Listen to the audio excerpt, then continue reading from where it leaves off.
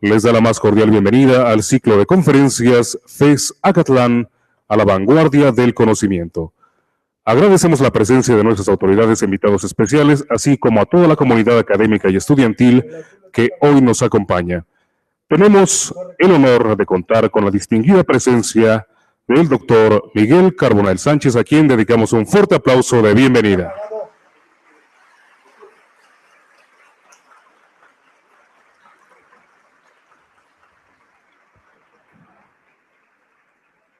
Asimismo, como moderador de esta charla, nos acompaña el doctor Gabino Eduardo Castrejón García, coordinador de la Unidad de Investigación Multidisciplinaria. Bienvenido.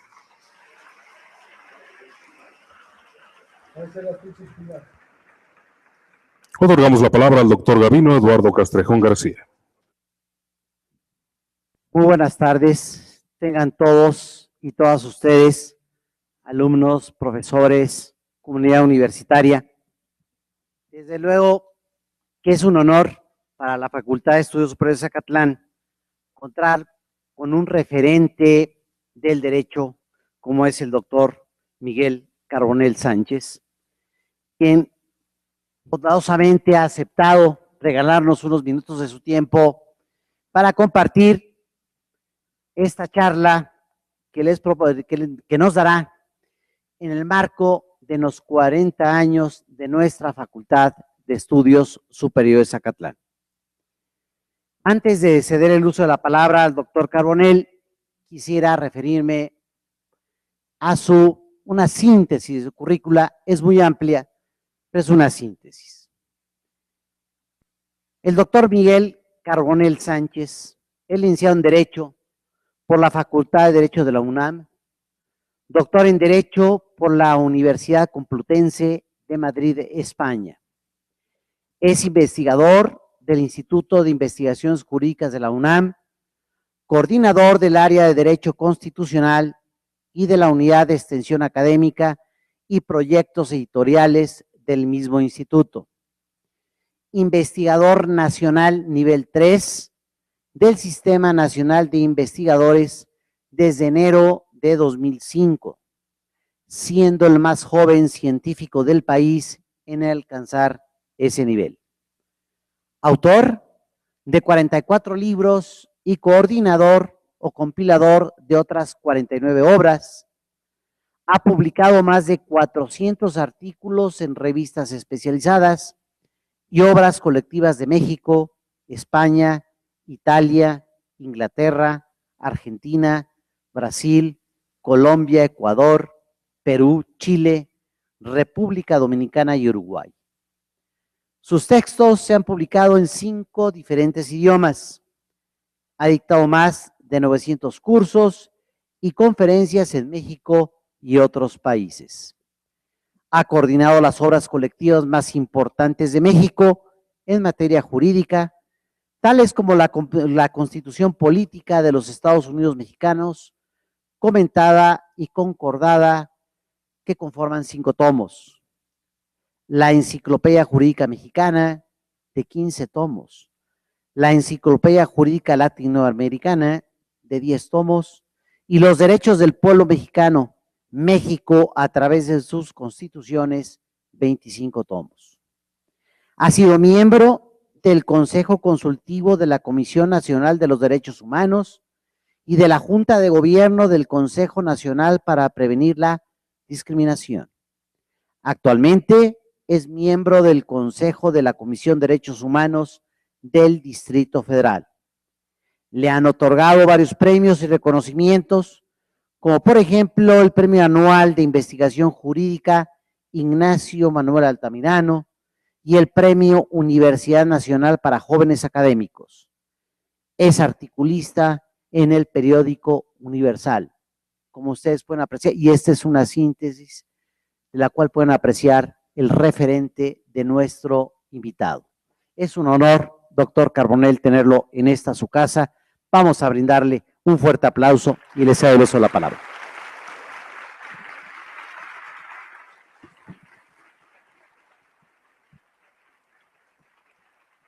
Muy buenas tardes a todas y a todos. Muchísimas gracias por sus generosas palabras de presentación, al señor moderador de este encuentro, de esta conversación en esta tarde. Pues yo en primer término quisiera felicitarlos, felicitar a la Facultad de Estudios Superiores por este 40º aniversario. Es una celebración, es algo de lo que se pueden sentir legítimamente orgullosos, pero no solamente por el paso del tiempo, no solamente porque han recorrido este tramo en la vida universitaria de México que va de 1975 al 2015, sino sobre todo por la forma en que lo han hecho, por la capacidad de seguir formando a generaciones, o mejor dicho, de formar generaciones en la excelencia académica, en la superación personal y en la búsqueda del éxito profesional. Y eso es algo que quienes estudiamos en Ciudad Universitaria, quienes trabajamos en Ciudad Universitaria, les reconocemos a la FES Acatlán, por supuesto, que consideramos el campus hermano y un campus que tenemos muy cercano en nuestros trabajos, en nuestra consideración y por supuesto en nuestros corazones. Así que yo vengo a felicitarlos, vengo a sumarme a esta celebración, a este día de gozo, de legítimo orgullo universitario que me permito compartir, por supuesto, con todas y todos ustedes. El tema que nos convoca esta tarde, el tema que me fue asignado para exponer, es el de los desafíos del derecho en México. Y es un tema ciertamente amplio. Cuando me puse a preparar el tema dije, ¿qué enfoque le voy a dar a mi exposición? Imagínense cuántos, me podría pasar horas hablando de los desafíos. Es más, la primera pregunta que me hice fue, ¿desafíos de qué área del derecho? ¿De qué materia?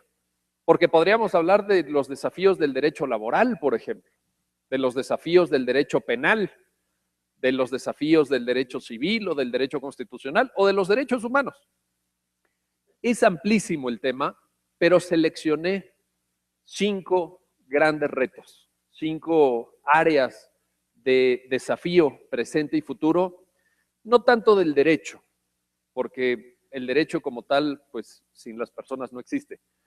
Me voy a referir a 5 grandes desafíos de los juristas, ya sea de quienes ya ejercemos la profesión, quienes ya somos abogados o de quienes lo van a hacer dentro de muy poco tiempo, como supongo que son la mayoría de los aquí presentes. Entonces, déjenme contarles algunos de estos desafíos, algunos de estos retos. El primero de ellos tiene que ver con una cuestión que podría parecer un tanto obvia, un tanto evidente y que sin embargo vale la pena poner de manifiesto. El primer gran reto que tiene hoy en día tanto un estudiante de derecho como un abogado es estar actualizado. Ayer en la noche me metí a la página web de la Cámara de Diputados del Congreso de la Unión y tienen un apartado en donde ellos enlistan todas las leyes federales. Suman, hasta el día de ayer, no sé si hoy se publicó alguna nueva ley, 293. Claro que ahí ponen la Constitución, el reglamento de la Cámara de Diputados, el reglamento del Senado, hay un reglamento conjunto del Congreso de los años 30, en fin. Bueno, pónganle que sean 290, 288 leyes, 285, vaya, para no errarle. Son muchísimas.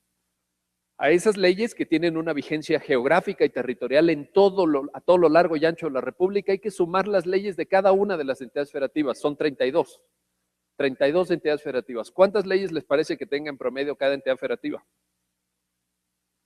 Pongamos bajita la mano 100 leyes. Estamos hablando de 3,200, más las 280. ¿Y cuántos tratados internacionales tenemos?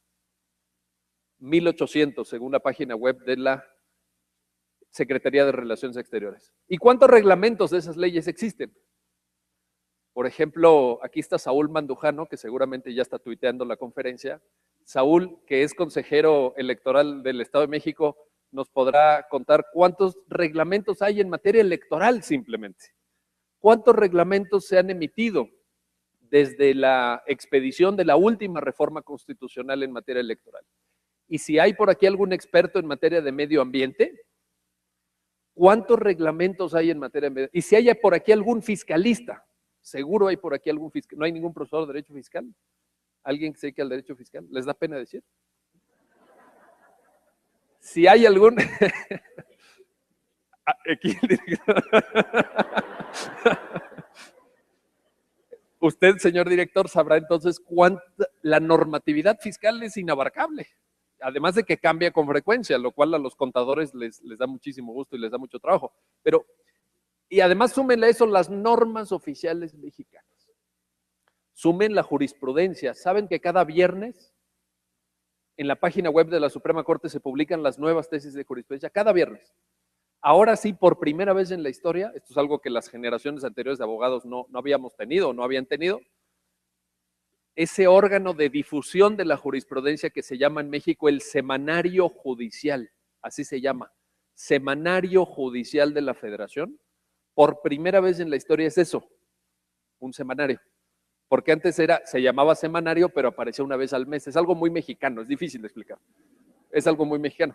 Se llamaba semanario, pero solo aparecía una vez al mes, en un grueso tomo que nos enviaban a los que estábamos suscritos. Ahora cada viernes publican, depende del viernes obviamente, pero publican 10, 15, 20, han llegado a publicar hasta 60 nuevas tesis jurisprudenciales en la página web. Súmenle a eso la jurisprudencia de la Corte Interamericana de Derechos Humanos, la jurisprudencia de la Corte Internacional de Justicia de La Haya, etcétera, etcétera, etcétera. Y si todo esto fuera simplemente estático, es decir, si dijéramos, bueno, ¿cuánto es en total? Estamos hablando de, por poner una cifra, 8,000 cuerpos normativos, 8,000 cuerpos de legislación, jurisprudencia, tratados, etcétera. Pues uno diría, bueno, pues ahí voy poco a poco, ¿verdad? Ahí voy, empiezo por la Constitución, luego me voy a la Ley Federal del Trabajo, luego me voy a la Ley Orgánica del Poder Judicial de la Federación, y ahí me voy. Pero ¿cuál es el problema? Que todas estas normas, además, cambian con frecuencia. En promedio, la Constitución mexicana, en los últimos 20 años, se ha reformado una vez cada 5 semanas. Quienes preparamos ediciones de la Constitución para las editoriales comerciales, yo tuve a mi cargo durante muchos años, durante 12 años, la actualización de la Constitución de Porrúa, una Constitución amarilla con gris que seguramente algunos de ustedes han manejado. Pues los que actualizamos la Constitución estamos muy contentos de que cambie tanto, porque sacamos nuevas ediciones y se siguen vendiendo muy bien. De esa Constitución, Porrúa llegó a hacer tirajes de 100,000 ejemplares al año. Son tirajes altísimos en el mundo editorial mexicano. Ahora actualizo la Constitución para una nueva editorial que está abriéndose brecha en México con mucho ímpetu, que se llama Tirant. Por ahí lo van a ver, tiene muchos títulos ya. Y siempre hay algo que meter a la Constitución, siempre hay algo que afinar, que revisar, que corregir, porque está en movimiento. Y eso solamente respecto a la Constitución. Imagínense cómo van cambiando las leyes, cómo van evolucionando la forma de interpretarlas, la jurisprudencia, etcétera, etcétera. Este es un enorme desafío. ¿Cuál es la ventaja? Que tenemos Internet, que podemos usar la red para suscribirnos a servicios de actualización, podemos dar nuestro correo electrónico para que nos llegue un email cada vez que se expide un ordenamiento federal. La Secretaría de Gobernación tiene este servicio. Por ejemplo, hay una página web, les recomiendo que se metan, que se llama ordenjuridico.gov.mx. Es una página web que depende de la Secretaría de Gobernación del Gobierno Federal, y ustedes pueden dar su correo y les llegan las actualizaciones periódicamente, solo de legislación, ojo, federal. Pero bueno, ya es algo, como quiera que sea, pues ya es un avance. Igualmente, pueden ponerse ahí en su agenda, en su teléfono celular, un recordatorio que suene una alarma a las 3 de la tarde de cada viernes, meterse al Semanario Judicial de la Federación. Y ahí están actualizados. Pero hay que hacerlo, y el volumen de información que se tiene que manejar es tremendo. Ese yo diría que es un reto muy, muy importante. ¿Por qué? ¿Por qué es importante estar actualizados? Imagínense, seguramente aquí hay varios abogados que están en esa situación, imagínense que salieron de la carrera, no digo hace 20 o 30 años o 40 años cuando se fundó la FES, imagínense que salieron de la carrera hace 5 años y no se actualizaron. ¿De qué se habrán perdido? Pregunta, ¿se habrán perdido de cosas importantes para el quehacer de los abogados? Déjenme les menciono algunas, simplemente como ejemplos, no quiero ser exhaustivo en esto. ¿Qué ha pasado en el derecho mexicano? Importante, en los últimos 5 años. Ahí les van algunos ejemplos. La reforma constitucional en materia de amparo y la nueva ley de amparo de 2013. No es una reforma a la ley. No es una reforma constitucional en materia de amparo pequeña, chiquita, de esas que luego van ahí publicando. No, la reforma más importante desde que está vigente la Constitución y es una ley completamente nueva que viene a sustituir a otra que era de 1938. Fíjense. Entonces, ahí tenemos. ¿Y por qué es importante esto? Porque el amparo, acuérdense, el amparo cubre todas las materias. El amparo, bueno, salvo la materia electoral, que tienen su propia jurisdicción, pero si ustedes se van a dedicar al derecho civil, al derecho familiar, al derecho penal, al derecho laboral, al administrativo, al medioambiental, etcétera, etcétera, se van a topar con el amparo. Un abogado que no se haya actualizado en esa materia, imagínense la enorme debilidad, el enorme problema que tendría. Otra, la reforma constitucional en materia de derechos humanos, la del 10 de junio del 2011, que vino a cambiar, entre otras cosas, fíjense algo tan importante como la jerarquía normativa. ¿Se acuerdan de la pirámide kelseniana? Esto ya lo expliqué en otra conferencia que di también aquí en la FES Acatlán hace unos meses, un sábado en la mañana fue, que hablé del control de convencionalidad y les dije cómo ahora los tratados internacionales en materia de derechos humanos están a la par de la Constitución y generan un llamado bloque de constitucionalidad. ¿Se acuerdan que antes la pirámide kelseniana decía que hasta arriba de la pirámide precisamente había una sola norma y que esa norma era la Constitución? La reforma de 2011 dice, esa pirámide kelseniana la pueden tomar, así como se las explicaban antes, la pueden tomar y la pueden tirar a la basura. Porque así ya no es el ordenamiento jurídico.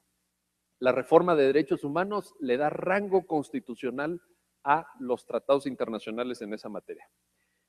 Piensen, por ejemplo, en la reforma energética. Piensen en la ya mencionada reforma electoral, en la reforma financiera, en la reforma laboral. O, por ejemplo, aunque esta no tiene 5 años, sino 7, en la reforma penal de los juicios orales, a la que me voy a referir más adelante. ¿Qué significa esto?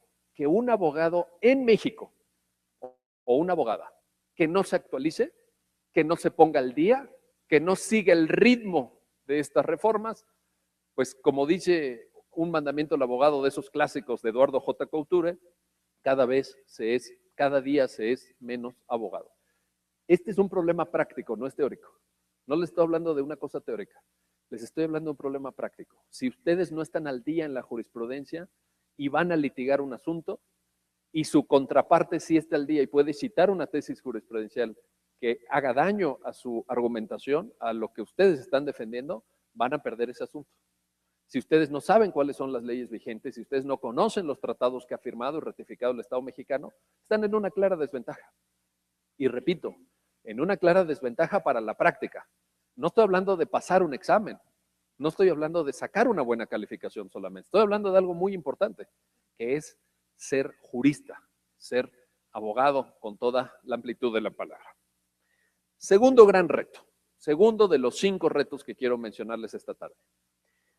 La enorme influencia del derecho internacional. No solamente lo que acabo de mencionar, los tratados internacionales que hoy forman parte del mayor rango jerárquico de nuestro sistema jurídico mexicano. Son, según la página web de la Suprema Corte, 173 tratados internacionales firmados y ratificados por el Estado mexicano que contienen algún derecho humano. 173. Bueno, alguno de ustedes puede decir, pues en realidad no son tantos, eso sí, pues podríamos ahí buscarlos en internet, bajarlos al iPhone o imprimirlos y subrayarlos, estudiarlos, etcétera. Sí, pero no es suficiente, porque esos tratados internacionales, no todos, pero una parte de ellos, generan a su vez otras fuentes del derecho. Generan lo que yo he llamado en algunos de mis libros el derecho derivado de los tratados. Las observaciones generales, por ejemplo, las recomendaciones generales, los informes que periódicamente rinden los órganos de vigilancia y seguimiento de los tratados. Por ejemplo, hoy es 20, hoy a las 12:30 hora de Washington, la Comisión Interamericana de Derechos Humanos presentó un informe sobre el derecho a la verdad en las Américas, sobre el derecho a la verdad en el continente americano. Y es un informe que habrá que leer, habrá que estudiar, que es muy importante porque trata de un aspecto toral en la defensa de los derechos humanos y en el litigio ante la Corte Interamericana. Y eso se produjo hoy en la mañana. Hoy fue presentado ese documento. Seguramente ya está en la página web de la Comisión Interamericana. Entonces, no solamente son los tratados, sino el derecho derivado. Ahora, fíjense ustedes cómo, de nuevo, esto que les estoy platicando no es teórico, sino que tiene importantes derivaciones e implicaciones prácticas. Les voy a poner un ejemplo. La Convención Americana de Derechos Humanos, porque de repente cuando hablamos de los tratados internacionales de derechos humanos, yo he escuchado en algunos de los cursos que doy o en las conferencias que la gente me dice, bueno, pero eso de los tratados de derechos humanos les interesa a ustedes que se dedican al derecho constitucional o a ustedes que son profesores o sirve para dar clase, pero no sirve para ganar asuntos. No sirve en la práctica para litigar. Eso de los derechos humanos en la práctica no sirve. Bueno, ante la CNDH a lo mejor, no. Les voy a decir que sí sirve. Les voy a poner un ejemplo concreto, real. La Convención Americana de Derechos Humanos, en su artículo 23, si mal no recuerdo, dice que está prohibida la usura. Así dice. Bueno, en realidad el artículo dice, está prohibida la usura y la explotación del hombre por el hombre. Bueno, está prohibida la usura. Pues uno lee la convención y dice, ¿y qué es eso? ¿Qué es la usura? Y entonces se va uno al diccionario, se va uno a la doctrina, se va uno a la jurisprudencia, ¿cómo se interpreta usura? ¿Qué es la usura? ¿Quién lo sabe? ¿Quién lo sabe? ¿Hay profesores de derecho mercantil aquí o no? ¿O alumnos que hayan llevado derecho mercantil? Así es. Muy bien. ¿Es usted maestro o es usted alumno? Maestro, muchísimas gracias. Muchísimas gracias por haberme ilustrado, maestro. Así es.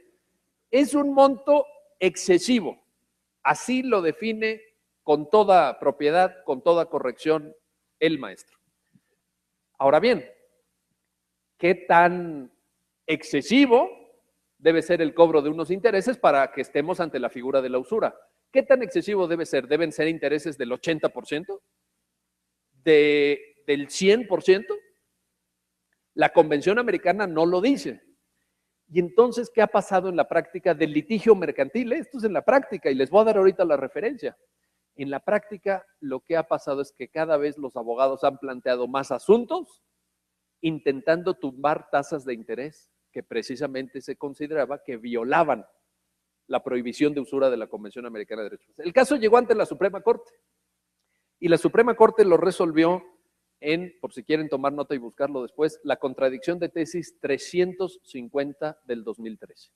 Esta contradicción de tesis 350 del 2013 es muy relevante que ustedes la conozcan, porque suministra 9 criterios, son 9 los criterios que la Corte define para que nosotros podamos entender y valorar cuándo un interés es un interés usurario, cuándo es precisamente excesivo y en esa virtud viola la Convención Americana de Derechos Humanos. Y lo que la Corte dice en esta contradicción, además de aportar los 9 criterios, es que si un juez, cualquier juez, oigan esto, y aquí viene lo interesante, cualquier juez en un litigio se topa con un pacto de intereses usurarios, tiene por mandato del tratado internacional que disminuir la tasa de interés hasta que ya no sea considerada usuraria. Fíjense nada más.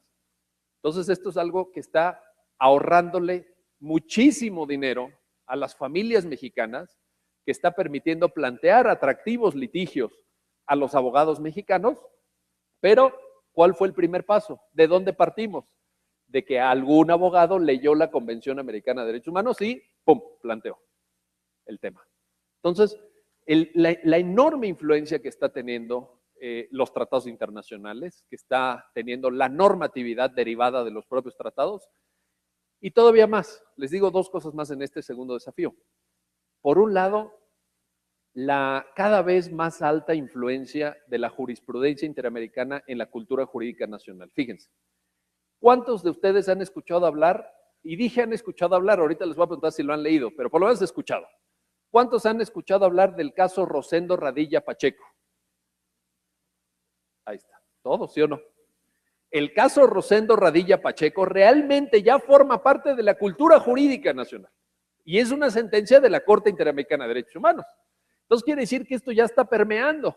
O por ejemplo, otro caso muy famoso, quizá el segundo más famoso después del caso Radilla, de las sentencias dictadas en contra de México, por lo menos, el caso Campo Algodonero. El caso Campo Algodonero, que es un caso que todos aquellos que hemos estudiado violencia contra la mujer, violencia de género, discriminación de género, vulnerabilidad de mujeres, etcétera, hemos leído esa sentencia. Y es una sentencia que yo creo que cualquier mexicano debería de leer, porque es un jalón de orejas fuerte al Estado mexicano. Claro que Radilla también es un jalón de orejas. Es un tema, ustedes lo saben, si lo han leído, de desaparición forzada en el estado de, muy actual, de Guerrero. ¿Y en qué año? Del 74. ¿Y ya aparecieron los restos de Rosendo Radilla Pacheco? No. Ni aparecer, bueno, qué pesimista, dice, ni aparecer. Bueno, eso les da muchas esperanzas a los compañeros de Ayotzinapa, supongo. No, yo espero que aparezcan. La Corte ordenó buscarlos. La Corte ordenó buscarlos y restituir precisamente a la familia los restos en caso de que fueran encontrados y debidamente identificados, con base en análisis de ADN, etcétera, etcétera. Pero bueno, vean ustedes, en un auditorio universitario, en un auditorio de estudiantes de Derecho y de abogados, mencionar el caso Radilla es dar algo ya por hecho, es algo que ya forma parte de nuestro diálogo, que ya forma parte de nuestro sentido común. Esto hace 15 años no existía. Hace 20 años no existía. No solamente porque la sentencia no existía, es que en México no se hablaba de la Corte Interamericana de Derechos Humanos. Simplemente no estaba formando parte de nuestro, digamos, de nuestra forma de comprender el derecho. Y el último tema en este segundo desafío, que empata un poco con lo que mencioné de la usura, el control de convencionalidad. Fíjense cómo la tesis de control de convencionalidad, que no voy a, o la doctrina, mejor dicho, de control de convencionalidad, que no voy a explicar porque lo expliqué ya en la conferencia de la vez pasada que vine a la FES Acatlán a dar, que fue sobre este tema, pero el control de convencionalidad está transformando radicalmente el litigio en México. Está transformando el litigio. No dije el litigio constitucional, no dije el litigio de amparo, dije el litigio. ¿Por qué? ¿Cuál es la gran virtud, la gran fuerza transformadora del control de convencionalidad? Primera, que es un control difuso. ¿Qué significa que es un control difuso? Que lo tienen que llevar a cabo todos los jueces de primera instancia, los jueces de apelación y por supuesto los jueces de amparo. Y en segundo lugar, la gran fuerza del control de convencionalidad es que es de carácter oficioso. Es de carácter oficioso. ¿Qué quiere decir que es de carácter oficioso? Que el juez lo tiene que aplicar aunque las partes no lo invoquen.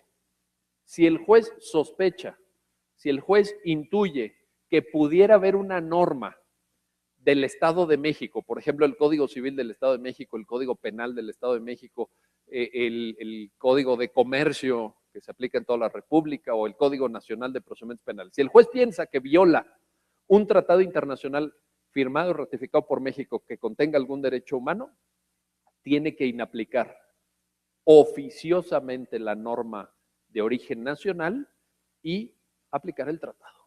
Entonces, esto, repito, cambia la forma de trabajar de nosotros los abogados, porque antes, ¿qué hacías? Fíjate, antes, ¿cómo se litigaba?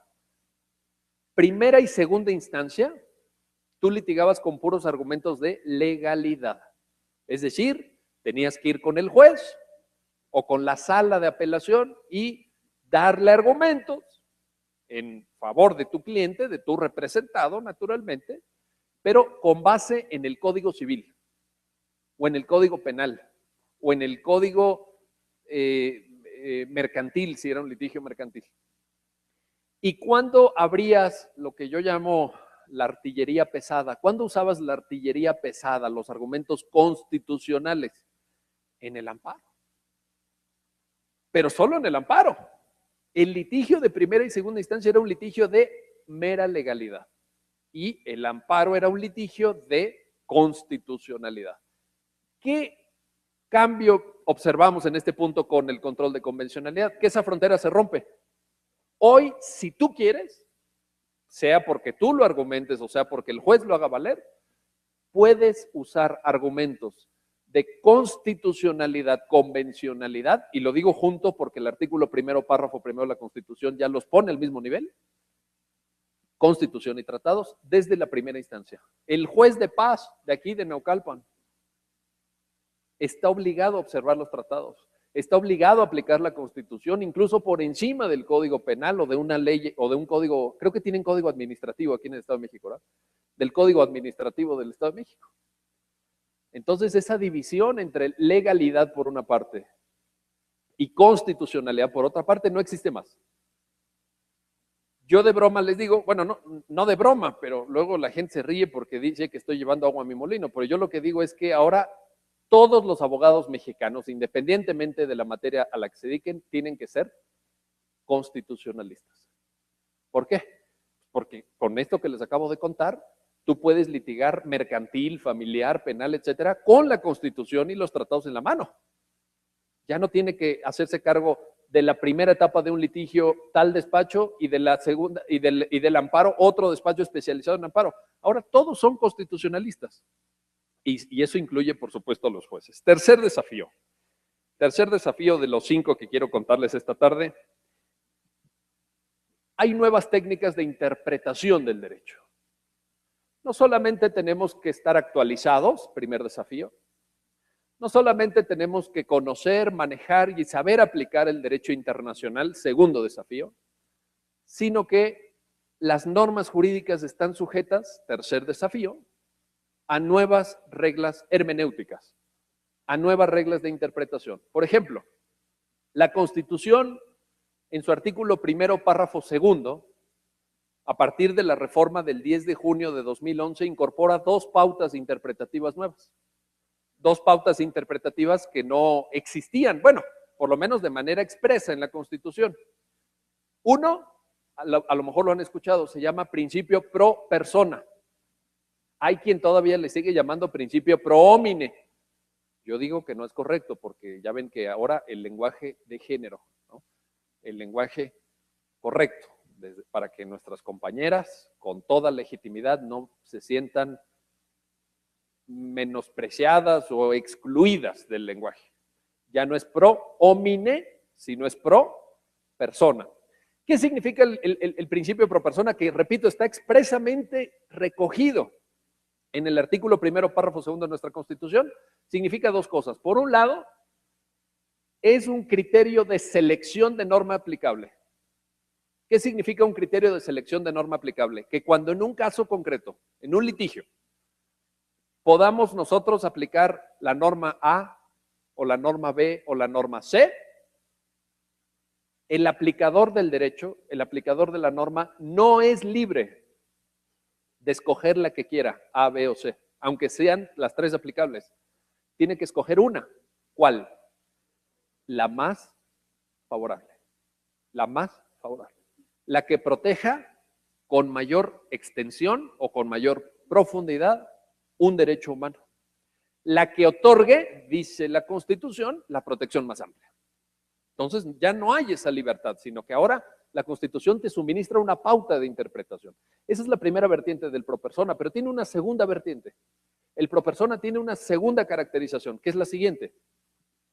Cuando en un caso concreto resulte aplicable una norma jurídica, no varias normas jurídicas, sino una, pero esa norma jurídica admita más de una interpretación, es decir, una norma que puede ser interpretada en el sentido A, en el sentido B o en el sentido C, el pro persona nos dice que el intérprete no es libre de elegir el significado de la norma que quiera, que prefiera, sino que tiene que elegir necesariamente uno. ¿Cuál? De nuevo, el que más protege, el que mayor extensión tuteladora del derecho humano de que se trate nos otorgue. Por tanto, pro persona significa 2 cosas para sintetizar. 1, ¿qué norma vas a seleccionar para resolver un caso concreto? 2, ¿qué interpretación de la norma vas a seleccionar para resolver un caso concreto? ¿Y qué significa el principio de interpretación conforme? Segunda pauta que nos suministra a partir de la reforma de 2011 del artículo primero, párrafo segundo. La interpretación conforme es una regla hermenéutica de acuerdo con la cual todo el sistema jurídico mexicano, todo en su conjunto, tiene que ser interpretado a la luz de lo que llamamos hoy el bloque de constitucionalidad. Fundamentalmente, Constitución, tratados internacionales que contengan derechos humanos, jurisprudencia del Poder Judicial de la Federación que interprete la Constitución y cuarto elemento, jurisprudencia interamericana. Jurisprudencia de la Corte Interamericana de Derechos Humanos. Entonces, si ustedes, por ejemplo, litigan en materia familiar, o litigan en materia laboral, o litigan en materia medioambiental, ustedes tienen que interpretar las normas jurídicas de esa rama del derecho de conformidad con la Constitución y los tratados internacionales, con todo aquello que está en el llamado bloque de constitucionalidad-convencionalidad. De tal suerte que, para decirlo con palabras de Ricardo Guastini, la Constitución se convierte o el bloque, mejor dicho, se convierte en una norma o en una normatividad intrusiva, invasora, dice Ricardo Guastini, del resto del ordenamiento. La Constitución permea al conjunto del sistema jurídico mexicano, los tratados de derechos humanos permean al conjunto del sistema jurídico mexicano y condicionan su interpretación, que es lo mismo que decir que condicionan su aplicación. Hoy en día, esto borra aquella diferenciación que se hacía y que muchos estudiamos en la carrera entre derecho público y derecho privado. Hoy todo el derecho en alguna medida es derecho público. En alguna medida es derecho público. ¿Por qué? Porque, para citar de nuevo a Ricardo Guastini, no hay áreas exentas en el sistema jurídico mexicano, no hay áreas inmunes a la influencia del derecho constitucional por vía de la interpretación conforme. Si ustedes me dicen, no, pero es que yo litigo mercantil, que es una rama típica del derecho privado. Les acabo de demostrar con el caso de la usura cómo los derechos humanos condicionan el litigio mercantil. No, pero es que yo litigo familiar. Sí, en materia familiar, si está involucrado un menor de edad, hay una convención de Naciones Unidas sobre los derechos de los niños. Y así sucesivamente. Es que yo litigo penal. Bueno, cuanto más todas las reglas del debido proceso legal, pues imagínense nada más. Entonces, esa diferencia entre derecho público y derecho privado ya se borra y tenemos estas nuevas pautas de interpretación. Dos ejemplos más en este punto. Dos técnicas de interpretación que ya todos los abogados debemos manejar. Y si no lo manejan, pónganse las pilas con esto. Ponderación y proporcionalidad. Son dos técnicas de interpretación. Repito, ponderación y proporcionalidad. Antes, en el antiguo paradigma, estas eran técnicas de interpretación exclusivas del derecho constitucional. Es decir, ¿qué se ponderaba? Se ponderaban dos derechos humanos para ver hasta dónde podía llegar uno y hasta dónde podía llegar el otro. Hoy, realmente, las técnicas de ponderación se aplican en un sinfín de materias, en muchísimas materias. En materia laboral, en materia penal, en materia familiar, etcétera, etcétera. Les voy a poner un ejemplo concreto, que yo creo que hoy es el campo, lo digo entre paréntesis, más interesante de aplicación del principio interpretativo de la ponderación. Fíjense, el artículo 138 de la nueva ley de amparo dice que, recibida la demanda de amparo por el juez de distrito y habiendo el quejoso solicitado la suspensión del acto reclamado, el juez de distrito deberá ser, así dice, fíjense bien las palabras que usa la ley, en el 138. El juez de distrito deberá hacer un análisis ponderado. Deberá hacer un análisis ponderado entre, aquí viene lo interesante, ¿qué es lo que va a ponderar el juez de distrito para efecto de resolver la suspensión? Dice la ley, entre el interés social, por un lado, y la apariencia del buen derecho, por el otro lado. Estos son los dos elementos que un juez de distrito, cuando recibe una demanda de amparo en donde se solicite la suspensión, va a poner en la balanza y va a tener que hacer una operación interpretativa para ver qué pesa más y resolver si otorga la suspensión o niega la suspensión. Pregunta, obtener o negar la suspensión cuando uno litiga un amparo, ¿es importante o no? Es fundamental. ¿Por qué? ¿Qué propósito tiene la suspensión del acto reclamado? ¿Qué objetivo persigue? Mantener la materia del juicio para que no se pueda, en un supuesto determinado, consumar de manera irreparable el acto de autoridad. Porque si se consuma de manera irreparable, pues te van a sobreseer en el amparo, porque el amparo va a tener o mejor dicho, según alguna teoría, no va a poder tener ningún efecto, porque ya es irreparable el daño causado. Entonces la suspensión, es más, no sé si está bien que lo diga o no, pero para los estudiantes sobre todo, muchos amparos se promueven no para ganarlos, de fondo.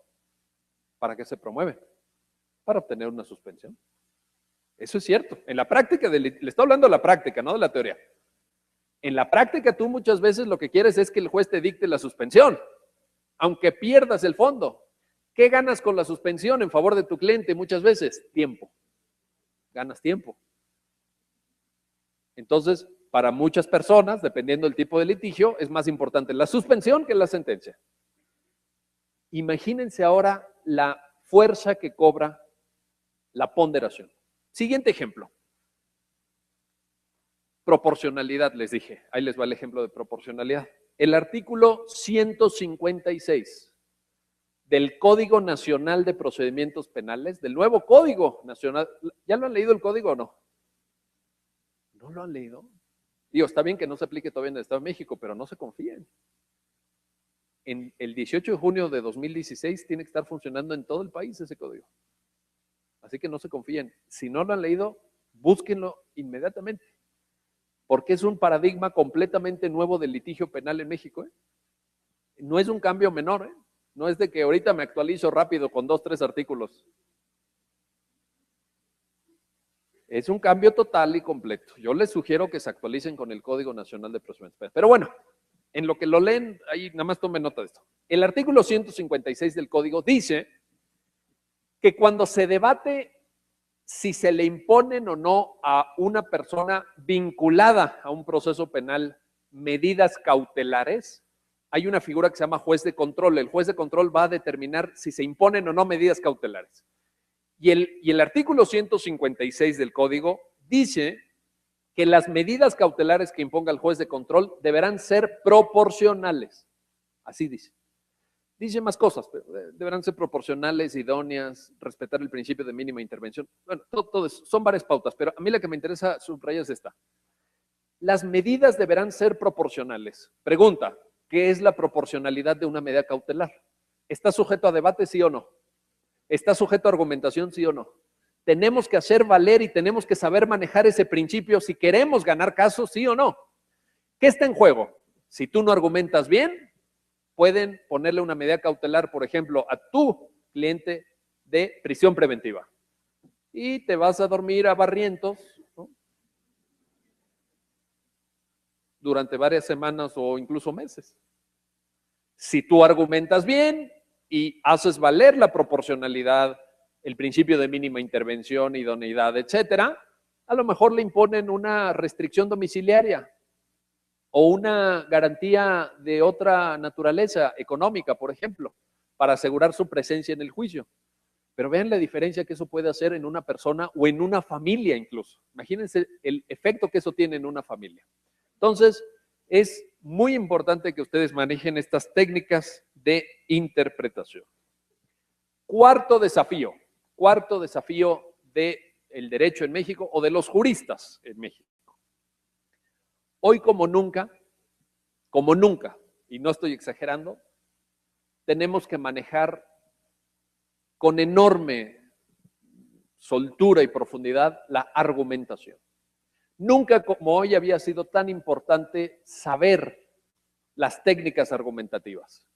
Y esto es algo que infortunadamente, y ya sé que ahorita alguien me va a reconvenir, pero ya tengo preparado el contraargumento.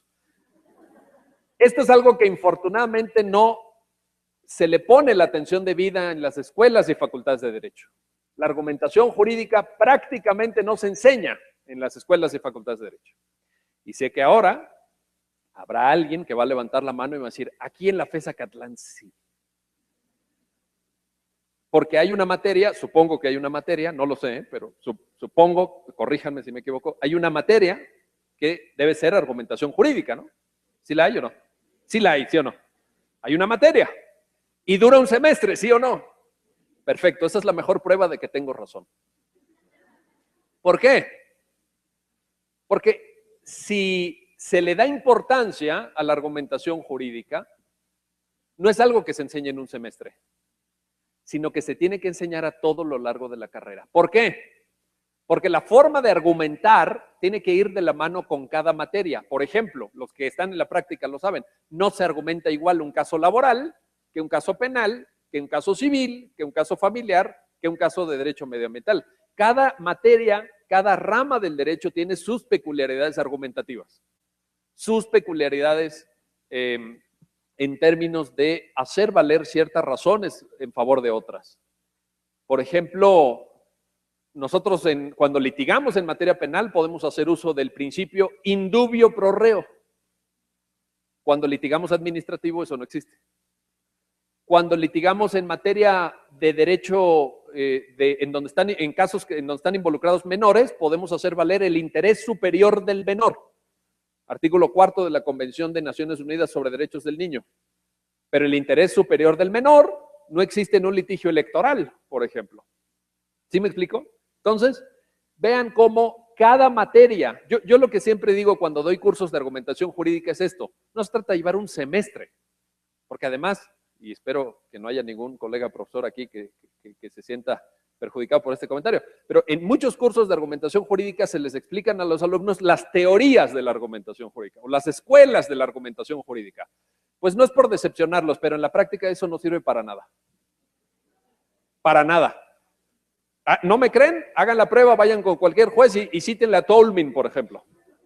No, es que Stephen Tolmin dice en su famoso libro de los usos de la argumentación. Ajá. Ajá. El juez de primera instancia en materia penal que tiene su sede ahí precisamente en Barrientos les va a decir, ajá. ¿Quién dijo? Tolmin, da clases en Acatlán. Es profesor en Acatlán. ¿Sí me explico? Entonces, hay que dar argumentación aplicada. Yo cuando doy cursos de argumentación aplicada. Cómo usar la construcción de razones, la construcción de argumentos para ganar casos. Eso no se nos enseña en la escuela de Derecho. No se nos enseña a hacer eso. Ni siquiera en las materias de práctica forense. Fíjense, las materias de práctica forense también creo que no están bien enfocadas. En la práctica forense, al menos a mí así me pasó en Ciudad Universitaria, me enseñaban a redactar demandas.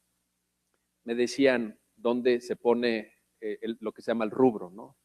Las partes. Fulano de tal versus fulano de tal, juicio ejecutivo mercantil. Y luego me decían, tienes que empezar diciendo, sé juez de los civiles. Y luego tienes que decir, fulano de tal, promoviendo por mi propio derecho, señalando como domicilio para oír y recibir. Y tienes que hacerlo en hoja tamaño oficio. Yo, claro, yo desde que era estudiante ya era medio raro, ¿no? Y entonces, yo inmediatamente cuando mi profesor de práctica forense me enseñó eso, busqué en el código donde decía que tienes que hacer las hojas en tamaño oficio, ¿no? ¿Cuál es el artículo para citarlo, no? Le vengo a decir con fundamento en este artículo, en tamaño oficio, ¿verdad? Y busqué, y busqué, y busqué. Y nunca encontré el artículo. Así que hoy pueden escribir en lo que sea. Pero el punto no es este. En el tamaño que quieran. En tarjetas. Se los tienen que aceptar. El punto es que necesitamos que nuestros estudiantes de derecho, que nuestros abogados dominen la argumentación. La argumentación, como saben, tiene dos aspectos fundamentales. La retórica y la dialéctica. La retórica es la capacidad expresiva, la posibilidad de persuadir, de convencer. Tiene mala fama la retórica porque se asocia con malos políticos, con políticos chafas. Decimos, este es un político retórico. Pero en la antigua Grecia, en la tradición clásica de la Grecia antigua, la retórica era una de las cualidades más valoradas en la sociedad griega. Porque las personas que tenían mayor reconocimiento social eran grandes retóricos, tenían una gran capacidad de transmitir sus ideas. Y yo creo que esto nos hace muchísima falta a los abogados. Capacidad de escribir bien. ¿Nos enseñan a escribir en la carrera? La verdad es que no. ¿Y saben por qué?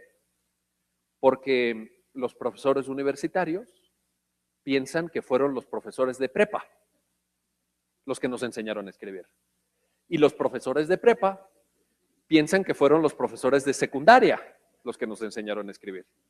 Y los profesores de secundaria piensan que como ya en la primaria nos enseñaron a escribir, escribimos bien. Entonces el profesor de posgrado le termina echando la culpa al profesor de kinder.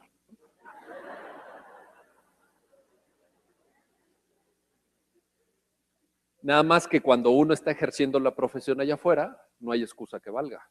Si tú no comunicas bien tu argumento, si tú no comunicas bien tu alegato, si tú no formulas con claridad tus puntos petitorios, simplemente no vas a ganar asuntos. No vas a ser un buen abogado. Ahí las excusas no sirven. Esto en cuanto a la capacidad de expresión escrita, la retórica, porque acuérdense que la retórica puede ser oral o puede ser escrita. Son las dos formas, vale. ¿Y qué pasa con la oralidad? ¿Qué pasa? ¿Nos enseñan a hablar en público? ¿En la carrera? No, esa es la respuesta. No nos enseñan a hablar en público. Pero ahora vamos a tener un problema serio. Ya lo estamos teniendo en la práctica. En el Estado de México lo saben muy bien en el Estado de México. Ahora con las audiencias orales, les va a decir el juez, pase, licenciado, pase. Tiene usted 15 minutos para formular su alegato de apertura. Y claro, va a estar la sala para la audiencia oral, va a estar el público, a lo mejor, si es tu primer juicio, a lo mejor te va a ver tu mamá, ¿no?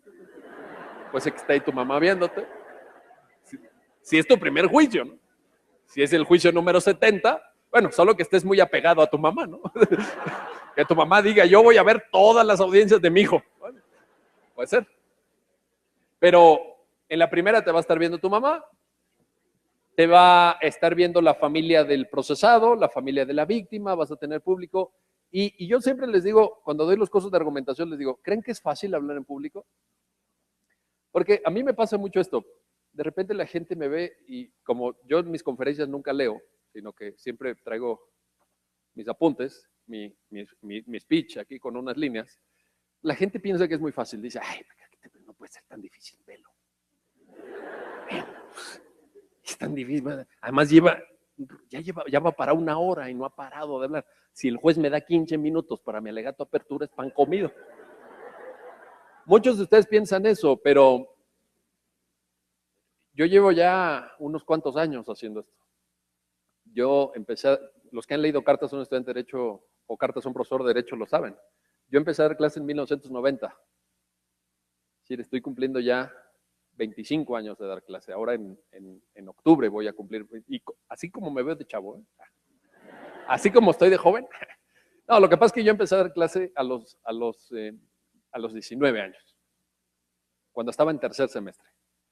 Mi maestra de introducción al estudio del derecho, lo he contado ya varias veces, lo vuelvo a contar y lo he puesto por escrito, pero lo vuelvo a contar.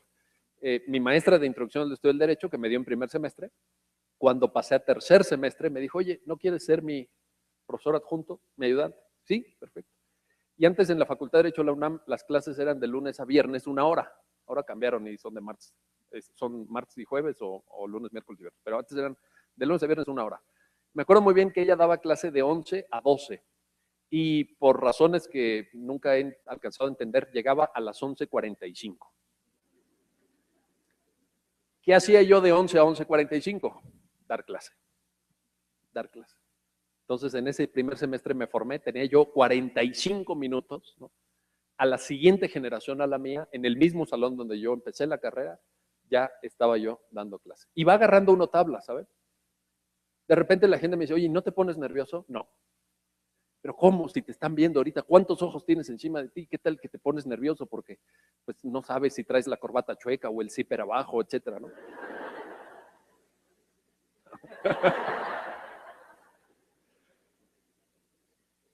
Ya no se pone uno nervioso, pero eso es después de muchísimo tiempo. La pregunta importante que se tienen que hacer ustedes es esta. ¿Salimos preparados? de la licenciatura para hablar en público, porque ahora vamos a tener que hacerlo. Fíjense bien, la oralidad se está imponiendo en materia penal, 18 de junio de 2016, esa es la fecha clave, en todo el país, en ambos fueros, federal y local, en todo el territorio nacional. Pero también tenemos oralidad mercantil, ya se reformó el Código de Comercio, los juicios ejecutivos de menor cuantía en materia mercantil son orales. Ya tenemos en el DF oralidad familiar, el litigio familiar en el DF ya hoy es oral. Esto se va expandiendo.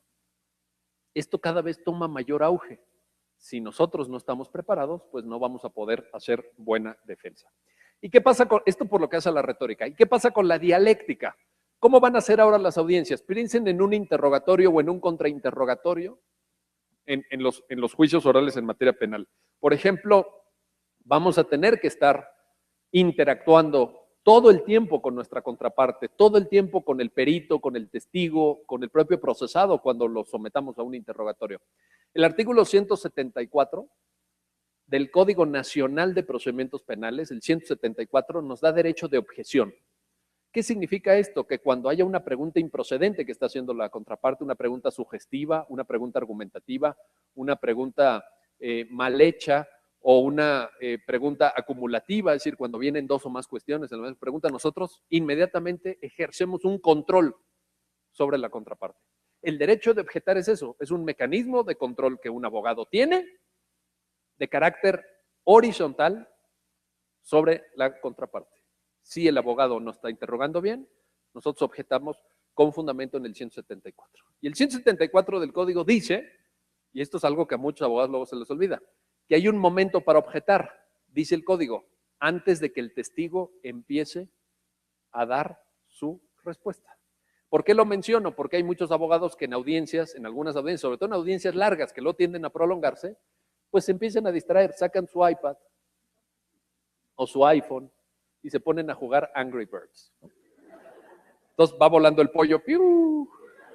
Y está el fiscal haciéndole preguntas improcedentes a tu testigo. Y el pollo, ¡piu! Y entonces ya el testigo ya lleva la mitad de la respuesta, ya confesó que mató a todos, que los violó, etcétera. Y tú de repente dices, ¿qué estás diciendo? ¡Objeción! ¿Te va a dar la razón el juez? Ahí está. Entonces tenemos que dominar la dialéctica también. Tenemos que estar a las vivas para contrainterrogar, para saber cómo formular preguntas, etcétera, etcétera. Quinto y último desafío. Este es el más breve de todos. El quinto y último desafío que quiero comentar esta tarde con todas y todos ustedes consiste en que, desde mi punto de vista, hoy las abogadas, los abogados en México tienen que dominar nuevas materias. Si ustedes quieren, y esto se los digo con un enfoque práctico, esto no es teoría, si ustedes quieren ser profesionistas exitosos, que les vaya bien en la práctica profesional, yo les sugiero que no se enfoquen a áreas que están muy trilladas y muy competidas. Por ejemplo, derecho civil, derecho penal, derecho laboral. Hay docenas, decenas de miles de abogados litigando esas materias. ¿Y qué pasa en cualquier mercado profesional donde hay muchísima oferta? Pues que el precio que está dispuesto a pagar el cliente baja. Por ejemplo, ahora tenemos para toda la República, lo acaba de resolver la Corte hace 2 semanas, no sé si vieron esa jurisprudencia, el divorcio incausado. ¿Qué quiere decir esto? Que ya no tienes que justificar una razón, motivo, causal prevista en la ley para disolver el vínculo matrimonial, sino que basta con la voluntad de los contrayentes. Bueno, ¿cuánto creen que se va a cobrar ahora por un divorcio? Si ya no tienes que, 3,000 pesos, ya fue mucho eso. Hay anuncios en la calle, de repente ponen unos pendones que dice, tramitamos divorcio, 800 pesos, claro. Digo, ese despacho de abogados, ¿cuántos divorcios de esos tiene que llevar cada mes para poder pagar la colegiatura de los niños del titular del despacho? Es increíble. Tienes que llevar 100 divorcios. No, a ningún despacho en México le caen 100 divorcios al mes. A ninguno. Ahora, yo les quiero decir, por ejemplo, a nuestro despacho, yo tengo un despacho. A nuestro despacho, los asuntos más importantes y más interesantes que nos han llegado en los últimos años han sido todos de lo que yo llamo materias nuevas. ¿Cuáles son? Yo los invito a que se asomen. Que no se les da mucha importancia en la facultad, pero de veras, denle una pensada, medítenlo. Por ejemplo, viene muchísima oportunidad laboral, profesional, en derecho de la energía. Hay muchísima consultoría, muchísima asesoría, muchísimo litigio energético. Y cuando digo derecho de la energía, no piensen solamente en petróleo, gas, electricidad. Algunas de los mejores asuntos que hemos llevado en los últimos años en el despacho, los hemos llevado por consultas de CFE. Es una litigiosidad impresionante la que tienen muchísimos problemas y eso abre un mercado profesional muy interesante. Otra, derecho del medio ambiente. Derecho del medio ambiente. Hay muchísimo litigio medioambiental, hay muchísima consultoría medioambiental. ¿Por qué? Porque hay muchas normas y las empresas, cuando tienen que hacer una manifestación de impacto ambiental, cuando tienen que cumplir con algún procesamiento de residuos sólidos, residuos líquidos, etcétera, pues quieren saber qué tienen que hacer para cumplir con la norma. Y ahí hay mucha consultoría para despachos, ahí hay mucha consultoría para abogados. También litigios con Profepa, por ejemplo, también litigios administrativos en materia medioambiental. Otra, derecho de la competencia económica. Derecho de la competencia económica. Para que se den una idea, ya lo saben porque lo viven cotidianamente, México tiene muchos mercados dentro de su sistema económico prácticamente monopólicos. Prácticamente monopólicos. Para donde volteen, hay un monopolio. Puede ser el monopolio de taxis del aeropuerto de la Ciudad de México, puede ser el monopolio de Televisa y TV Azteca sobre publicidad en televisión, puede ser el monopolio de Maseca para producir tortillas, puede ser el monopolio de Cemex para vender cemento, para donde volteen. Puede ser el monopolio de Oxxo, FEMSA en la distribución de las tiendas de conveniencia, por ejemplo. Para donde volteen hay monopolios. Y hay una agencia del Estado mexicano que se encarga de pegarle a esos monopolios. La verdad que no le echa muchas ganas, pero bueno, la ley dice que le tiene que pegar. Están ahí medio dormidos. Es la Comisión Federal de Competencia Económica. Ahí no saben cuántos litigios interesantes hay y muy bien pagados. Cuarta y última área que les recomiendo que se asomen, telecomunicaciones. Telecomunicaciones. Los litigios mejor pagados de los últimos 20 años en México, y se los digo porque dos despachos cuyos titulares son amigos míos me contaron cómo se cobraron esos asuntos, los dos asuntos mejor pagados en el mundo jurídico en este país de los últimos 20 años han sido dos asuntos de telecomunicaciones. Uno de ellos público, lo puedo comentar, el litigio entre Iusacell y Telcel por las tarifas de interconexión. Ahí se cobraron cientos de millones de dólares. Estaba en juego, imagínense, ¿no? ¿Han escuchado ese anuncio que dice todo México es territorio Telcel? Y es cierto, ¿sí o no? Pues eso estaba en juego, eso estaba en juego. Y ese despacho cobró muy bien ese asunto. Es un asunto que todavía sigue, no se ha terminado todo, pero para que se den ustedes una idea. Y yo creo, ¿y por qué se los digo? Primero, porque yo creo que ya no tenemos que ser abogados, ese sería mi consejo, mi sugerencia, mi reflexión sobre este desafío. No tenemos que ser abogados que sigan caminos trillados, caminos conocidos. Esos caminos, miren, les doy este dato, nada más para que se den una idea. Derecho es la tercera carrera con mayor matrícula de este país, solo superados por administración y contaduría. Hay en este momento en todo México 286,000 estudiantes de Derecho. 286,000. De 1970 a finales del 2013 se han expedido más de 550,000 cédulas profesionales de abogados. ¿Por qué digo 1970? Porque es muy probable que todas esas personas sigan dentro de su vida laboral, más o menos, vaya, grosso modo, ¿no? Algunos estarán ya de salida, etcétera, pero 550,000. 550,000. Cada semana se abren en este país 3 nuevas escuelas de derecho. Cada semana se abren 3 nuevas escuelas de derecho. Y si se abren es porque hay demanda. Demanda. No se abren porque sí, ¿no? No se abren para perder el tiempo. Hay unas de 20 alumnos y hay unas de miles de alumnos, por supuesto, pero ahí están. Quiero decirles esto, jóvenes, porque aquí los profesores tenemos el deber de hablarles claro y directo. Allá afuera hay muchísima competencia. Van a tener ustedes enormes retos profesionales cuando salgan de la carrera. Los que trabajan ya lo saben. Hay que luchar muy fuerte para vencer en el terreno profesional, para tener buenos ingresos en el terreno profesional, para cobrar buenos asuntos, para llevar asuntos interesantes que lo motiven a uno. Entonces, yo los invito a que se asomen a las nuevas materias. No me resta más que agradecerle a la FES Acatlán por su hospitalidad, por esta nueva hospitalidad, porque ya había yo tenido el gusto de estar aquí, el enorme honor. Y quiero decirles, para terminar, que me siento muy orgulloso de ser universitario como ustedes. Cada día más en el terreno profesional valoro lo que la UNAM ha hecho por mí, lo que la UNAM me ha dado en mi formación, y estoy cada vez más convencido de que si este país, lo he dicho muchas veces, lo he puesto por escrito en muchos de mis textos, si este país va a ser adelante, va a salir adelante, va a ser gracias a sus universidades públicas. Los mejores estudiantes están aquí entre ustedes. Los mejores profesores están también aquí entre ustedes. Ustedes están en una universidad puntera en materia de investigación, tanto en ciencias como en el área de sociales. No hay ninguna universidad en México mejor que la UNAM, que no les quepa ninguna duda de eso. Y no lo dice, claro, dicen, lo dice un universitario. Bueno, sí, lo dice un universitario, pero lo dicen todos los rankings internacionales. Las 3 mejores universidades de este país son, en ese orden, la UNAM, el Instituto Politécnico Nacional y el Tecnológico Monterrey. Esas son las que salen hasta arriba del ranking.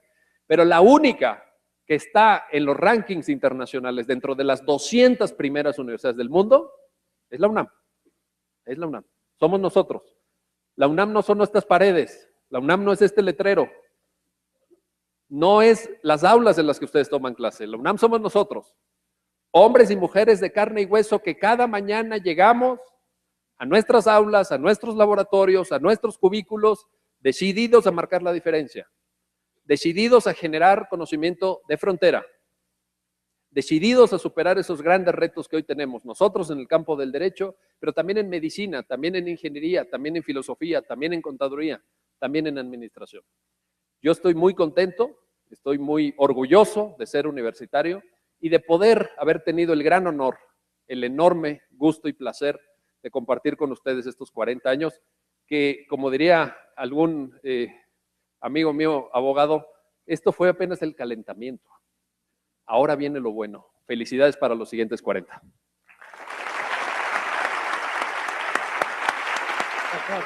felicidades.